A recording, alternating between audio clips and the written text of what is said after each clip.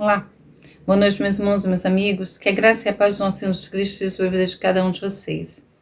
Meu nome é Marli Moura, eu sou missionária da Igreja Batista Novo Horizonte, Natal RN, e estou aqui com você mais uma vez para meditar acerca da Palavra de Deus. Responde uma coisa. O que é que você faz quando a decepção bate à sua porta? Quando as coisas aí não saem do jeito que você planejou? Você pode me responder que depende da decepção, não é? Em relação àquilo que foi planejado. É verdade. Se você achou que determinada cor ficaria espetacular no seu cabelo, mas o resultado não ficou bom, é fácil. Depois do susto que você tem no espelho, você pode pintar o cabelo de outra cor. Se o corte não ficou aí como você imaginou, é só esperar. O cabelo cresce novamente. Se a roupa, linda que você achou lá nas páginas da internet não ficou maravilhosa em você, beleza. Você tem aí duas opções, amargar o prejuízo ou tentar devolver aí a mercadoria. Mas se a decepção for em outro nível?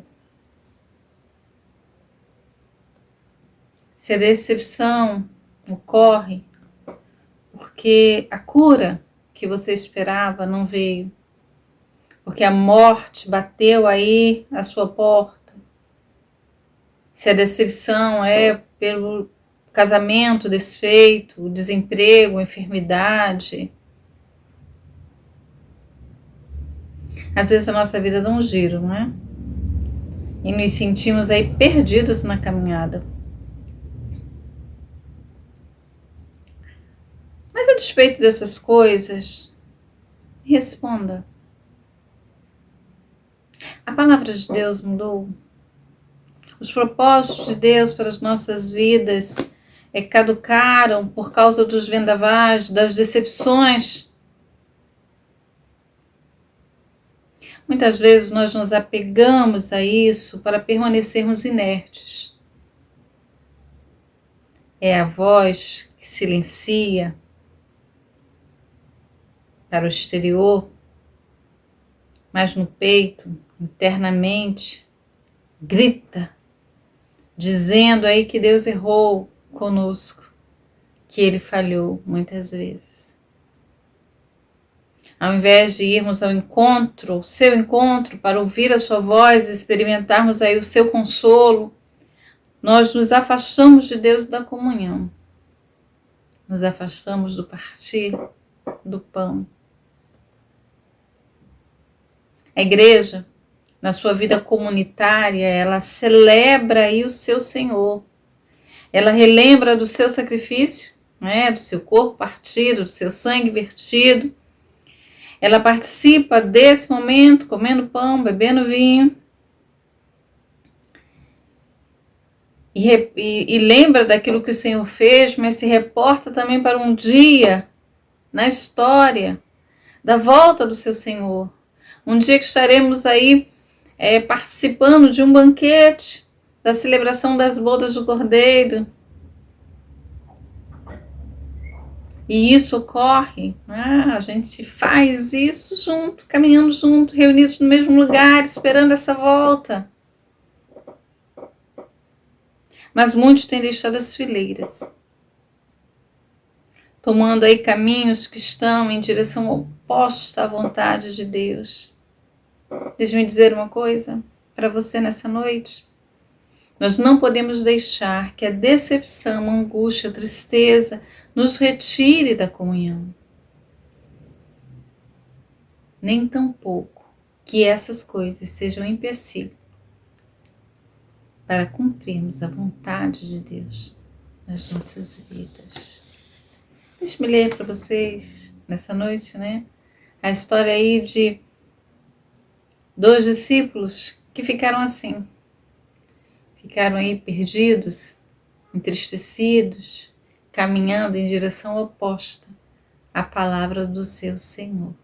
Acompanha comigo, eu vou estar fazendo a leitura em Lucas, capítulo 24, que nos diz assim, a partir do verso 13, nos diz assim: naquele mesmo dia, 2 deles estavam de caminho para uma aldeia chamada Emaús, distante de Jerusalém 60 estádios. Iam conversando a respeito de todas as coisas sucedidas. E aconteceu que, enquanto conversavam e discutiam, o próprio Jesus se aproximou e ia com eles. Os seus olhos, porém, estavam como que impedidos de o reconhecer. Então lhes perguntou Jesus: que é isso que vos preocupa? E de que ides tratando à medida que caminhais? E eles pararam entristecidos. Um, porém, chamado Cleopas, respondeu dizendo: és o único, porventura, que, tendo estado em Jerusalém, ignora as ocorrências desses últimos dias? Ele lhes perguntou: quais? E explicaram o que aconteceu a Jesus, o Nazareno, que era varão profeta, poderoso em obras e palavras diante de Deus e de todo o povo, e como os principais sacerdotes e as autoridades, e as nossas autoridades, o entregaram para ser condenado à morte e o crucificaram. Ora, nós esperávamos que fosse ele quem havia de redimir Israel, mas depois de tudo isso, é já este o 3º dia, desde que tais coisas sucederam. É verdade também que algumas mulheres das que conosco estavam nos surpreenderam tendo ido de madrugada ao túmulo e, não achando o corpo de Jesus, voltaram dizendo terem tido uma visão de anjos, os quais afirmaram que ele vive. De fato, alguns dos nossos foram ao sepulcro e verificaram a exatidão do que disseram as mulheres, mas não o viram. Então lhes disse Jesus: ó nécios e tardos de coração, para crer tudo que os profetas disseram. Porventura não convinha que o Cristo padecesse e entrasse na sua glória? E começando por Moisés, discorrendo de todos os profetas, expunha-lhes o que a seu respeito constava em todas as Escrituras. Quando eles se aproximaram da aldeia onde iam, ele fez menção de passar adiante, mas eles o constrangeram, dizendo: fica conosco, porque é tarde e o dia já declina. Entrou para ficar com eles. E aconteceu que, quando estavam à mesa, tomando ele o pão, abençoou e, tendo partido, lhes deu. Então se lhes abriram os olhos e o reconheceram, mas ele desapareceu da presença deles. E disseram um ao outro: porventura não nos ardia o coração quando ele pelo caminho nos falava, quando nos expunha as Escrituras? E na mesma hora, levantando-se, voltaram para Jerusalém, onde acharam reunidos os 11 e os outros com ele, os quais diziam: o Senhor ressuscitou e já apareceu a Simão. Então os 2 contaram o que lhes acontecera no caminho e como foram por eles reconhecidos, no partir do pão. Essa aqui é a história, né, conhecida aí como os discípulos no caminho de Emaús, né? É uma das últimas narrativas aqui do Evangelho de Lucas. Eles estão indo para uma aldeia chamada Emaús, que significa, né, em hebraico, fonte de águas quentes, né? A palavra aqui significa, Emaús significa isso, fonte de águas quentes, que era um povoado que ficava aí distante uns 11 quilômetros de Jerusalém, né? De onde eles saíram, né? Eles saíram de Jerusalém. Olhando aqui para o texto, você já sabe que esses acontecimentos ocorrem após a crucificação do Senhor Jesus, a sua morte, né? E o seu sepultamento. Jesus havia sido crucificado na sexta-feira e 3 dias já haviam se passado da sua morte. O Senhor ressuscita. Mas aqueles homens, né, que ouviram acerca, né, do sepulcro vazio, mas não criam na ressurreição, resolveram sair de Jerusalém e ir para Emaús. Estavam decepcionados, estavam aí entristecidos, estavam aí sem rumo. Não é? Eles que tinham estado com o Senhor, que esperavam coisas, viram aí as suas esperanças ruírem. O relato vai começar que nesse mesmo dia, para eles, era o terceiro dia da morte do Senhor Jesus. Mas aquele era o primeiro dia da ressurreição. A visão que você tem do dia, a visão que você tem da vida, nem sempre será a visão que Deus tem do mesmo acontecimento. O que nós precisamos pedir ao Senhor? Que consigamos olhar, ver como Ele vê. Aqueles dois iam para Emaús. Eles não podiam caminhar, né, no sábado aí, mais de 1 quilômetro, né, a distância que eles podiam percorrer no sábado. Então, eles não puderam sair, né, no dia anterior. Então, eles saem aí no domingo. Foi a primeira oportunidade que eles tiveram para sair de Jerusalém e não perderam a oportunidade. Eles saem naquele primeiro dia. Eles estão voltando aí para Emaús decepcionados, desolados, sem perspectiva. E aí pense numa coisa, aquela comunidade que estava ali junta, unida, aqueles que estavam seguindo Jesus, que estavam partilhando todas as coisas, aquela comunidade, né, ela começa a se partir.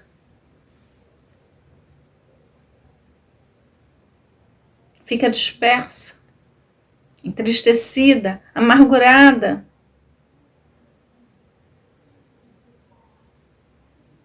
Para onde eles estão indo, esses discípulos?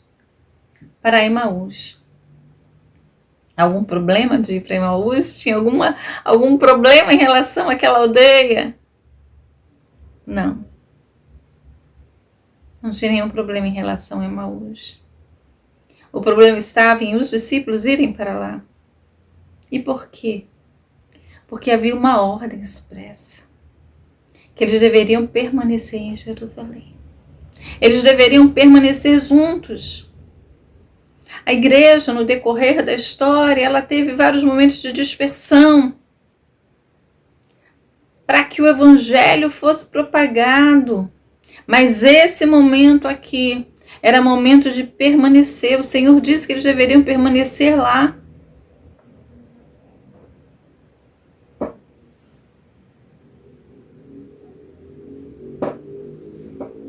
Eles estavam indo para um lugar, fonte de águas quentes, e estavam deixando Jerusalém, lugar de paz.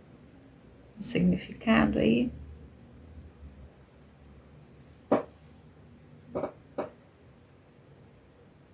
Deixa eu perguntar para você uma coisa antes de continuar. Será que na sua caminhada você não tem trocado aí o caminho correto?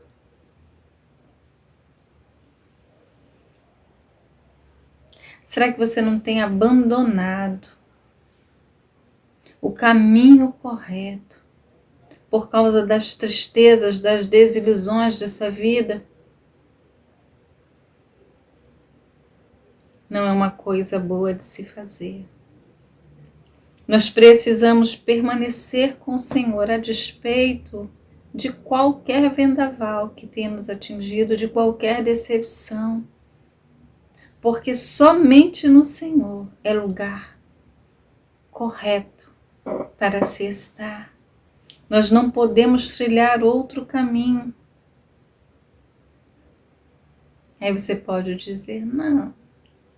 Às vezes eu me afastei foi da igreja, não me afastei do Senhor. Será? A igreja permanece junta, esperando a volta do seu Senhor. É a sua igreja que Ele vem buscar. Então nós não podemos trilhar outro caminho que não seja esse. De estarmos juntos, à espera do nosso Senhor, cumprindo os propósitos que Ele tem nas nossas vidas para este tempo, independente das tristezas, das desilusões, nós precisamos permanecer juntos até que Ele venha.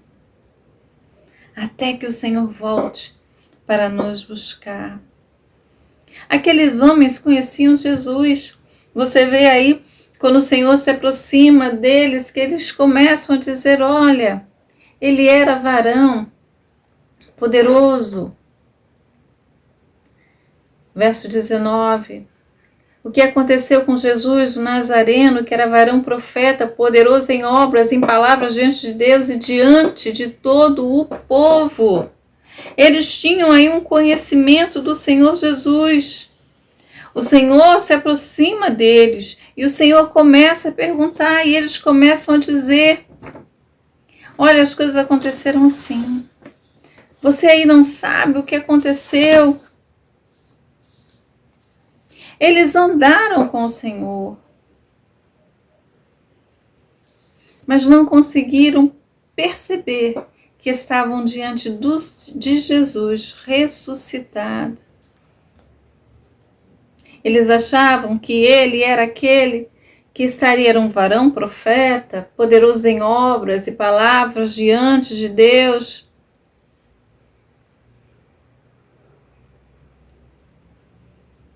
Mas estavam incrédulos de que aquele Jesus que eles andaram era poderoso para vencer a morte.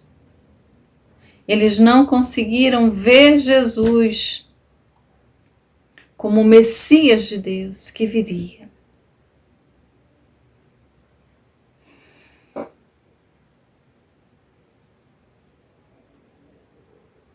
Nós precisamos conhecer o Senhor cada vez mais. Conheçamos e prossigamos em conhecer o Senhor cada vez mais.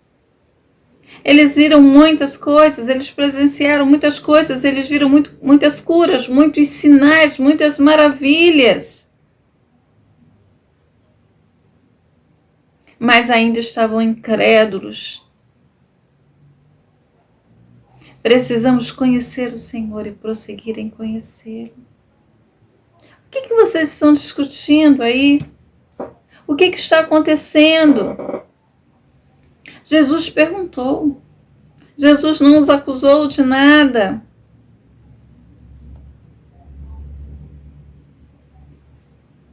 Olha, os chefes das sinagogas, os sacerdotes, eles o crucificaram, eles o mataram.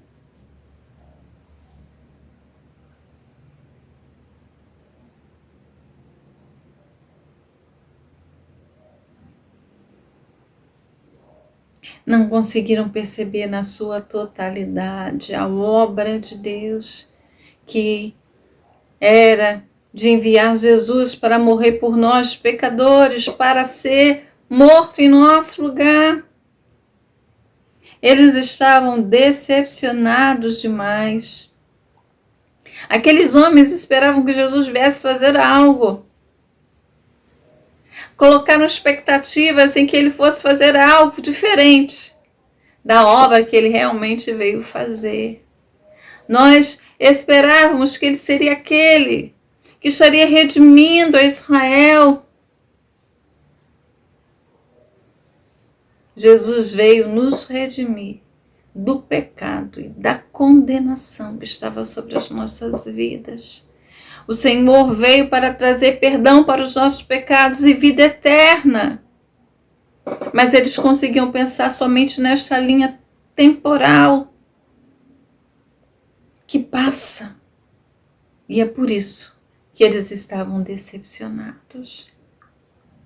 Quando nós tiramos os nossos olhos da eternidade, quando os nossos olhos estão voltados tão somente para este plano, esta era, nós vamos ficar entristecidos e decepcionados por diversas vezes.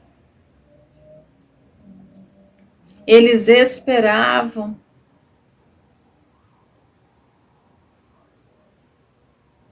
As esperanças daqueles homens foram frustradas.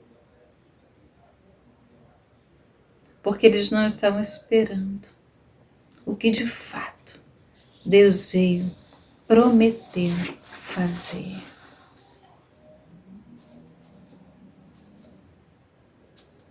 Deixa eu dizer para você, se você procurar Jesus, esperando solução para os problemas, se você procurar Jesus porque quer a cura, uma restauração,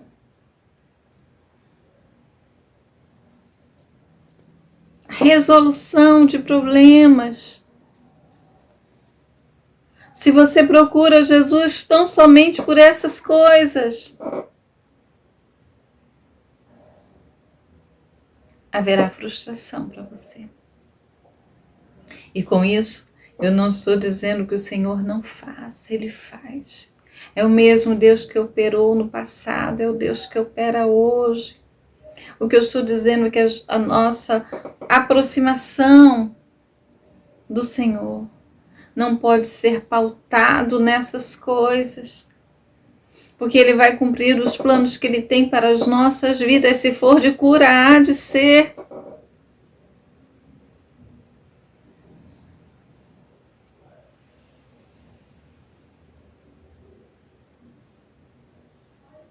Se Ele fizer, Ele é Deus. Se não fizer, continua sendo Deus.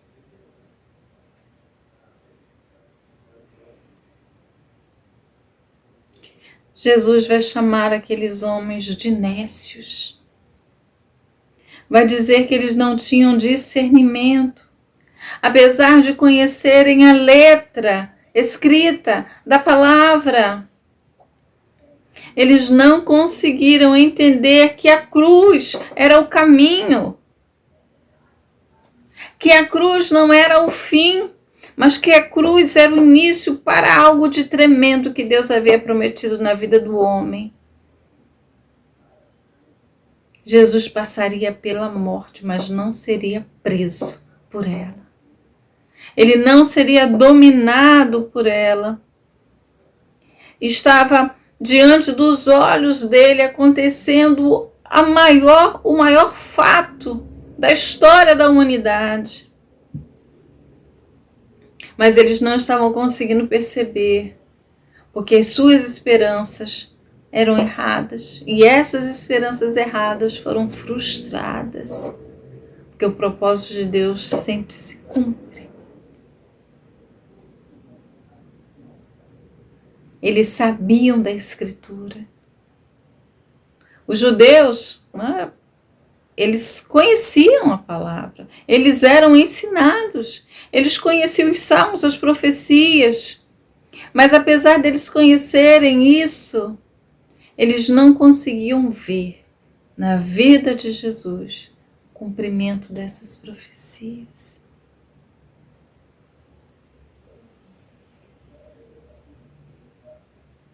Mas aí o Senhor parte o pão. E é nesse momento que os olhos daqueles homens são abertos. Eles começam a lembrar do que eles viveram com o Senhor, dos milagres que foram operados pelo Senhor, na multiplicação dos pães, dos peixes, da forma como Jesus agiu.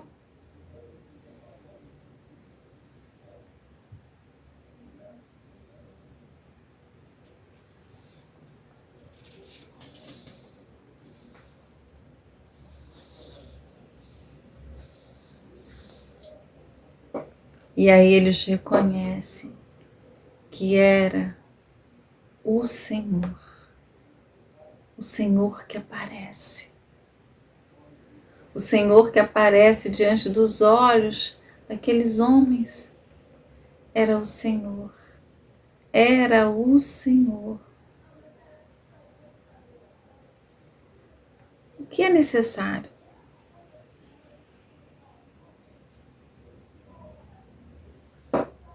O que é necessário acontecer para que você consiga perceber que o Senhor está agindo na sua vida?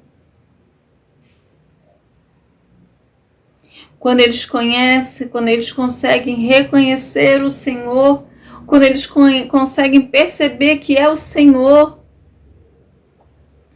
as suas vidas são redirecionadas. As suas atitudes mudam, a sua esperança é renovada e eles voltam a ter a comunhão com a igreja. Eles voltam para o lugar de onde eles não deveriam ter saído.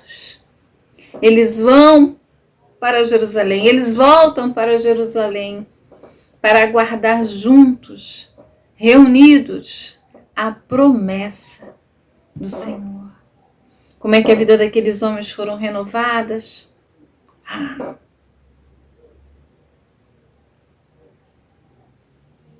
Porque convidaram Jesus para entrar na casa. Mas não fizeram apenas isso. Eles deixaram Jesus assumir a posição na casa de anfitrião. Quem partiu o pão foi o Senhor. Deixe-me dizer para você isso. Deixa Deus conduzir a sua vida. Não tire das mãos dele por causa da decepção a condução da sua vida. Porque nós não sabemos para onde ir.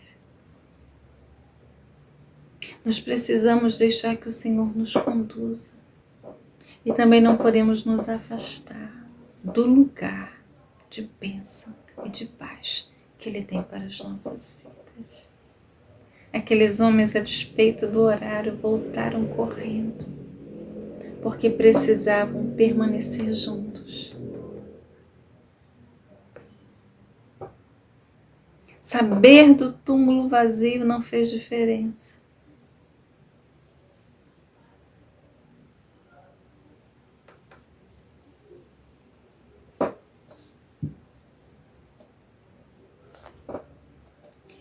E, na verdade, túmulo vazio, o que nós precisamos crer é na ressurreição.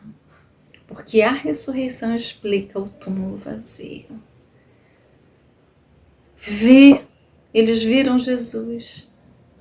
E ver Jesus foi a prova para eles da ressurreição.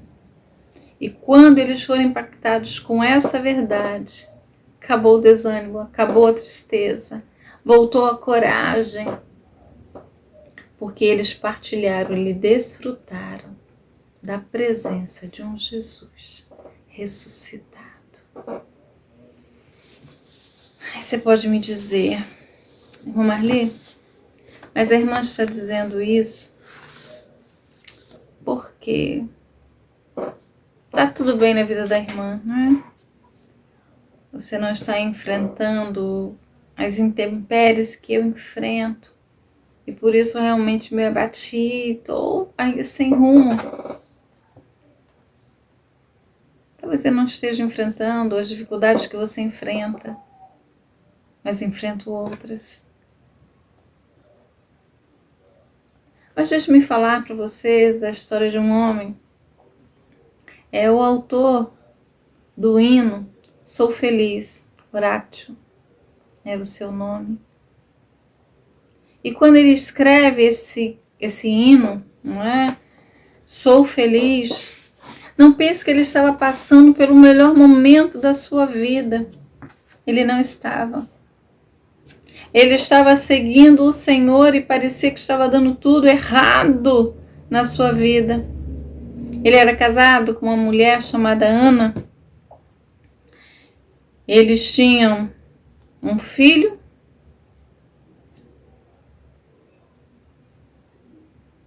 um homem e mais 4 mulheres. O seu filho, em 1870, faleceu aí em consequência de uma febre muito forte. E foi um duro impacto na vida daquela família. Em 1870, em 1871, houve um dos maiores incêndios na história dos Estados Unidos. Nesse incêndio, que matou cerca de 250 pessoas, deixou mais de 90 mil desabrigados. E ele teve uma grande, Horácio, ele teve uma grande perda financeira por causa aí desse incêndio que destruiu cerca de 1/3 da cidade. E eles trabalharam, ele e a esposa trabalharam nos anos seguintes, né, ajudando as pessoas, as vítimas, né, tentando reestruturar aí a sua vida, as suas vidas.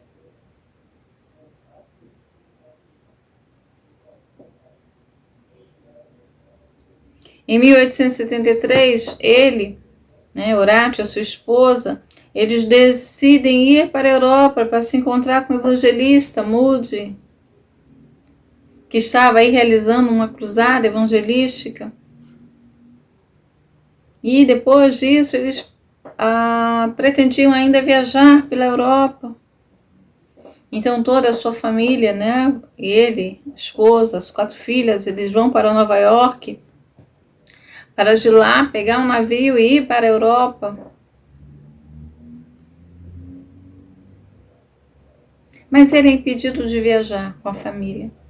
Surge aí um compromisso, ele volta para Chicago e pretende encontrar-se com a família mais tarde.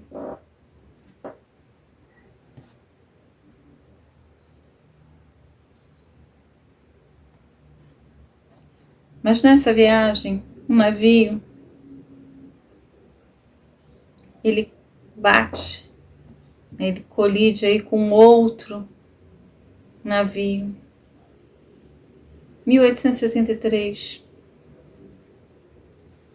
O navio que a família de Horácio estava, 22 de novembro de 1873.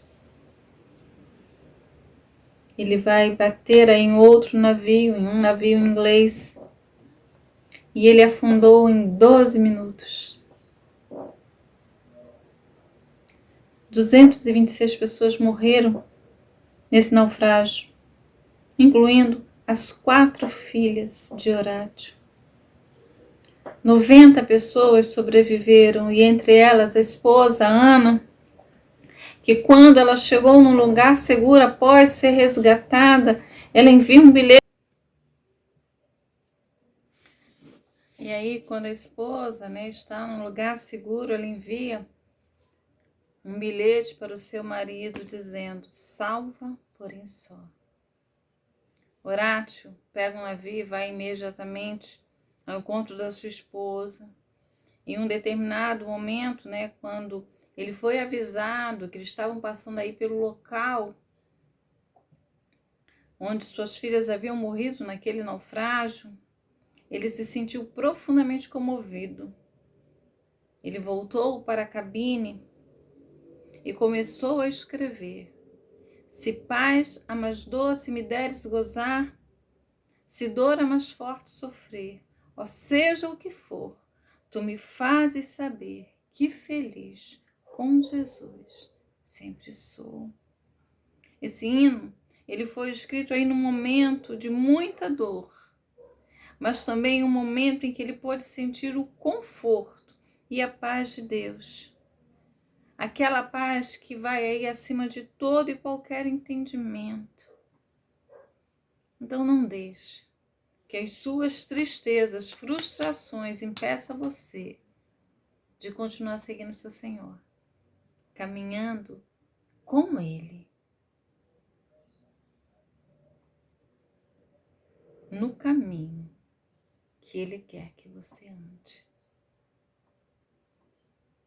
Um grande abraço, Deus abençoe a sua vida e até a próxima.